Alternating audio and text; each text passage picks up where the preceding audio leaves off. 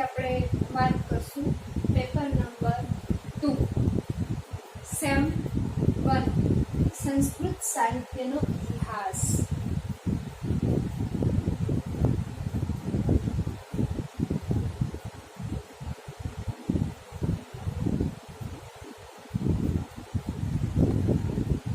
આપણે આ વિડીયોની અંદર આપણે છે એ સંસ્કૃત સાહિત્યના ઇતિહાસ પેપર અંતર્ગત આપણે મહાકાવ્યના લક્ષણો વિશે આપણે વાત કરતા હતા।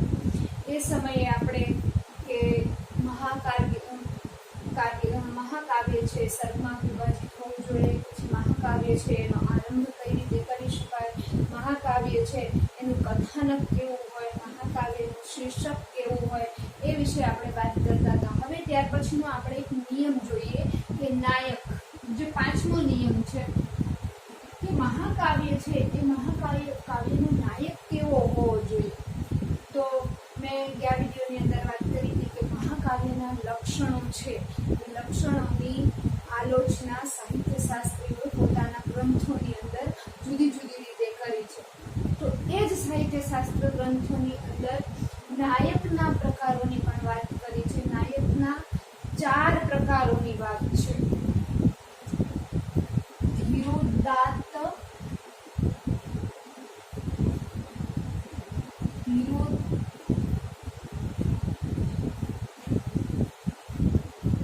ધીરલલિત,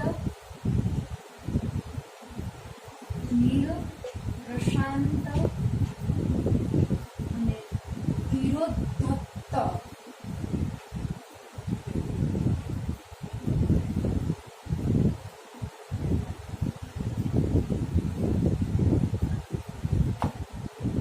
આ 4 પ્રકારના ધીરોદાત્ત, ધીરલલિત, ધીર પ્રશાંત અને ધીરોદ્ધત કે જે એકદમ શૃંગારિક વર્ણનની અંદર ખૂબ રસ ધરાવતો હોય એ ધીરલલિત પ્રકારનો છે।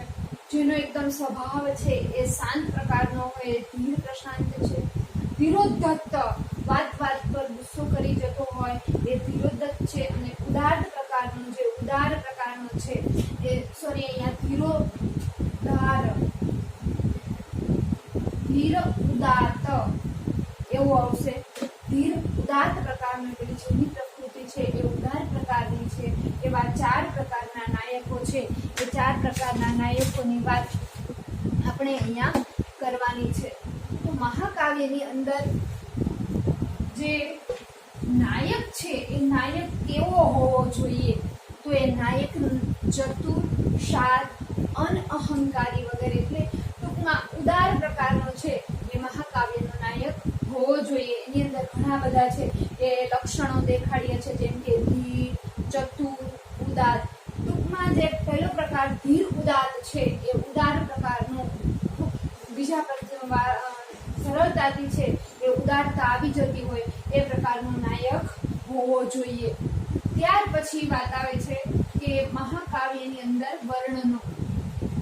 તો કેવા વર્ણન એટલે તમને ખબર છે કે માની લો કે કોઈ નદી પાસે આપણે જઈએ અને એના વિશે આપણે વાત કરીએ તો એ થયું નદી વિશેનું વર્ણન।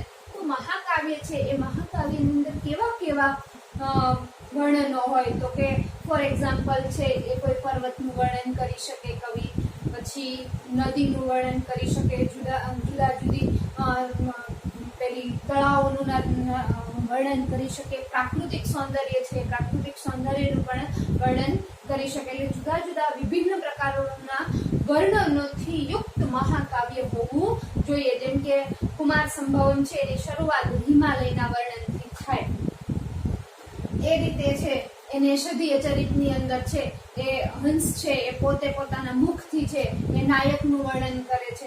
તો જુદા જુદા પ્રાકૃતિક સંધાનોની અંદર પણ વર્ણનો થતા હોવા જોઈએ। ત્યાર પછી અલંકારો। તો જે કાવ્ય છે એ કાવ્ય અલંકારોથી, તમને એ પણ ખબર છે કે અલંકાર એ વ્યાકરણિક ટોપિક છે, તો કાવ્ય છે એની અંદર અલંકાર છે એ ખૂબ જરૂરી છે। તમે એસવાયની અંદર આવશો એટલે કાવ્ય પ્રકાશ નામનો ગ્રંથ આવશે ત્યારે આપણે સાહિત્ય શાસ્ત્રના જે 6 સંપ્રદાયો છે એમાંનો એક સંપ્રદાય એટલે અલંકાર સંપ્રદાય, એના વિશે આપણે ત્યારે વિસ્તૃતથી વાત કરશું। તો તો એ અલંકાર શું છે? અલંકરોતિ ઇતિ અલંકારઃ, જે કાવ્યને અલંકૃત કરે છે, જે શોભાયમાન બનાવે છે, એ શું કહેવાય છે?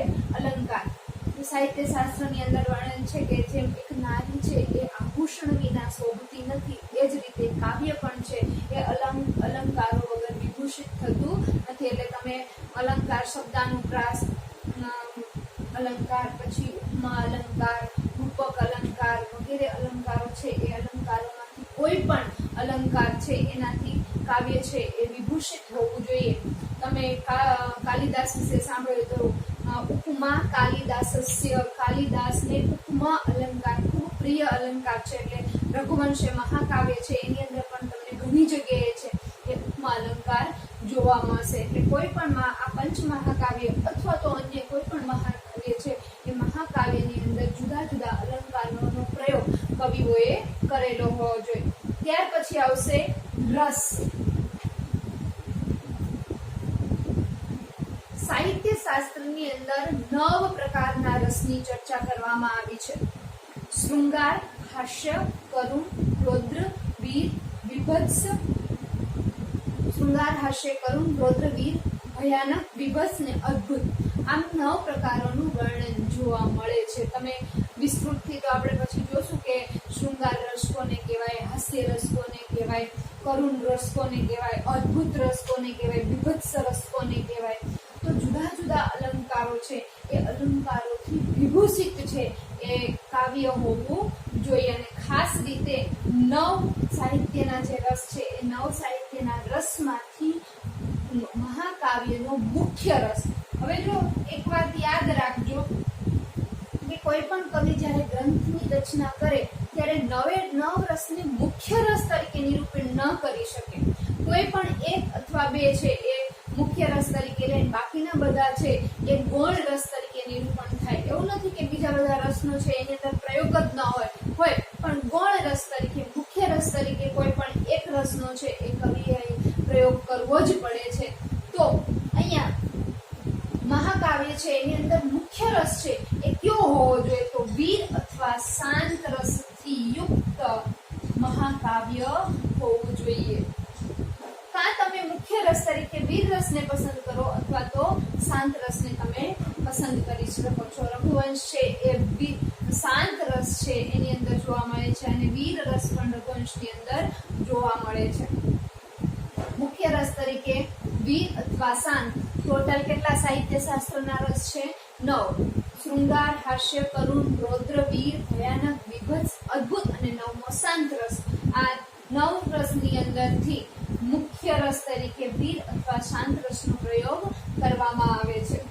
ત્યાર પછી છંદ. છંદ પણ તમે 10મા 12મા ધોરણની અંદર ભણી આવ્યા છો. તો છંદ એટલે શું? તો કે સામાન્ય રીતે એની પરિભાષાઓ તો શાસ્ત્રીય ગ્રંથની અંદર, છંદ શાસ્ત્રીય ગ્રંથની અંદર બહુ સારી રીતે આપવામાં આવી છે. પણ સામાન્ય રીતે શું હોય કે કોઈ પણ કવિ જ્યારે કાવ્યની રચના કરવા બેસે ત્યારે એક સુંદર કાવ્ય છે એ કાવ્ય શું છે? તો કે કવિના મનોભાવોનું નિરૂપણ એટલે કાવ્ય. જે કવિ છે એ અનુભવે છે એ જ અનુભૂતિને પોતાના કાવ્યની અંદર પ્રતિબિંબિત કરે. તો એ પોતાના મનોભાવોને જ્યારે એ કૃતિ ઉપર ઉતારવા બેસતા હોય ત્યારે સૌથી પહેલા તો એ શું કરે? તો કે શબ્દ દેહ પસંદ કરે. શબ્દોની ગોઠવણ છે એને કરવી પડે. પોતાના મનના પ્રતિભાવોને શું કરે?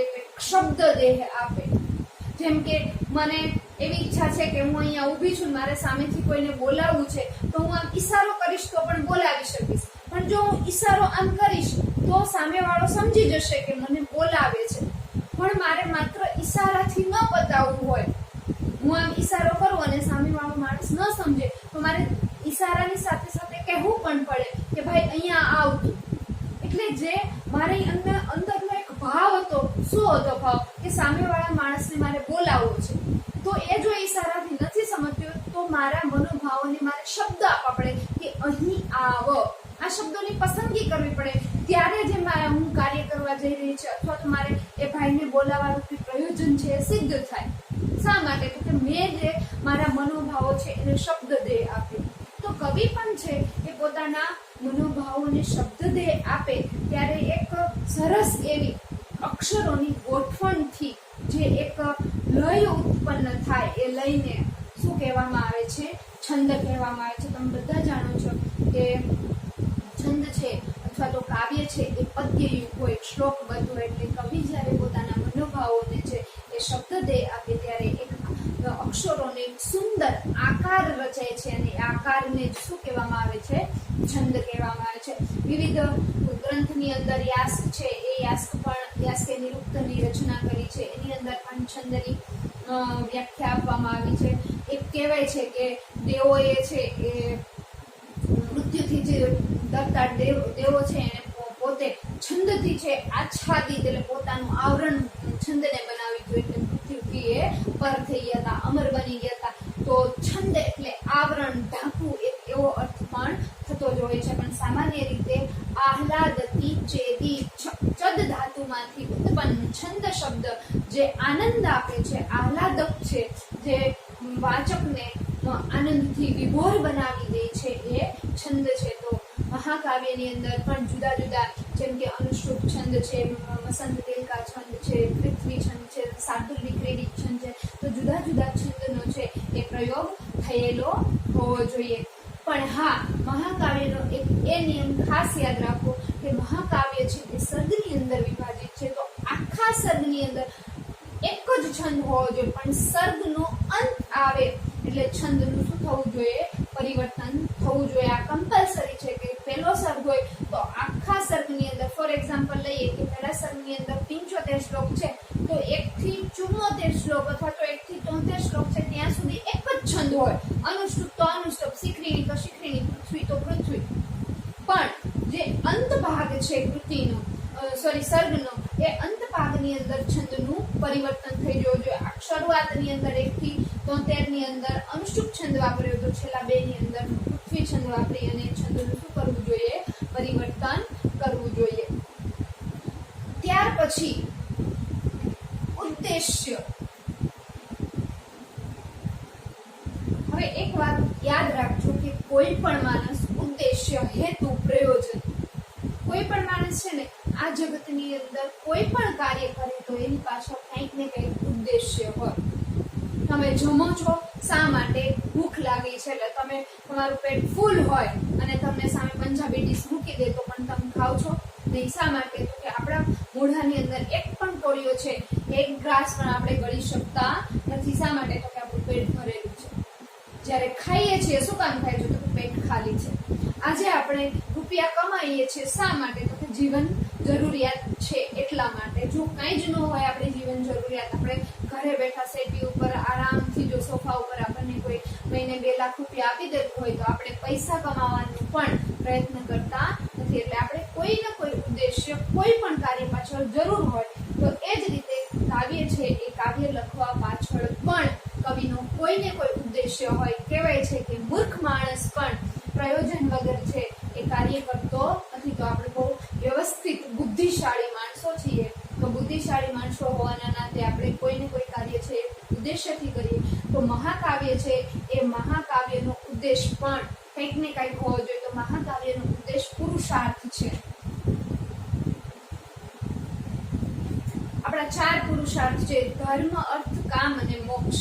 તો જે મહાકાવ્ય હોય એની અંદર આ 4 માંથી એક ધર્મ, અર્થ, કામ અને મોક્ષ, આ 4 માંથી એક કાવ્ય પુરુષાર્થની છે એ સિદ્ધિ થતી હોવી જોઈએ. કાંઈની અંદર ધર્મની સિદ્ધિ થતી હોય છે, કા અર્થની, કા કામની, કોઈ પણ રીતે છે એ પુરુષાર્થ એકાદ સિદ્ધ થતો હોવો જોઈએ. અને આ બધા લક્ષણોથી જે યુક્ત કાવ્ય છે એ યુક્ત કાવ્ય છે એ શોભાયમાન બને છે અને ખૂબ જ લોકોની અંદર પ્રસિદ્ધિને પામે છે અને લોકોના મનને આનંદ આપે છે. આ બધા જ મહાકાવ્યના લક્ષણોથી યુક્ત જે કાવ્ય છે એ લોકોના મનને આનંદિત કરે છે. ફરીથી જોઈ લો કેટલા લક્ષણો. સૌથી પહેલા આપણે જોયું સર્ગબદ્ધ મહાકાવ્ય, ત્યાર પછી પ્રારંભ, કે મહાકાવ્યનો પ્રારંભ કઈ રીતે થાય. ત્યાર પછી આપણે જોયું કથાનક, કે કથાનક કેવું હોવું જોઈએ. ત્યાર પછી આપણે વાત કરી શીર્ષક, પછી નાયક, વર્ણનો, અલંકાર, છંદ, રસ અને ઉદ્દેશ્ય. અને આ બધા લક્ષણોથી યુક્ત જે કાવ્ય છે એ કાવ્ય લોકોને આનંદ આપનારું છે, અને આનંદ આપનારું કાવ્ય છે હંમેશા કેવું બનતું હોય છે, યશસ્વી બનતું હોય છે. આ થયા મહાકાવ્યના લક્ષણો. હવે નેક્સ્ટ આપણે જોવાનું છે કે આ મહાકાવ્યના લક્ષણો જે પંચ મહાકાવ્ય અભ્યાસક્રમની અંદર છે એની સાથે આપણે તુલના કરવાની છે. આ પાંચમાંથી એક પ્રશ્ન પરીક્ષાની અંદર કમ્પલસરી પૂછાય જ છે. તમારે યુનિટ નંબર 2 મહાકાવ્યના લક્ષણો એની અંદર આ ક્વેશ્ચન કમ્પલસરી એક કોઈ પણ રીતે, હા લખવાની પદ્ધતિ બધા પાંચે પાંચ ક્વેશ્ચનની અંદર સરખી જ છે, માત્ર અંદરનું કન્ટેન્ટ જે મૂલ્યાંકન છે, જે સમીક્ષા છે એ ચેન્જ થશે. હવે નેક્સ્ટ વિડીયોની અંદર આપણે કોઈ પંચ મહાકાવ્ય સાથે મૂલ્યાંકન કઈ રીતે કરાય એની આપણે ચર્ચા કરશું. અસ્તુ.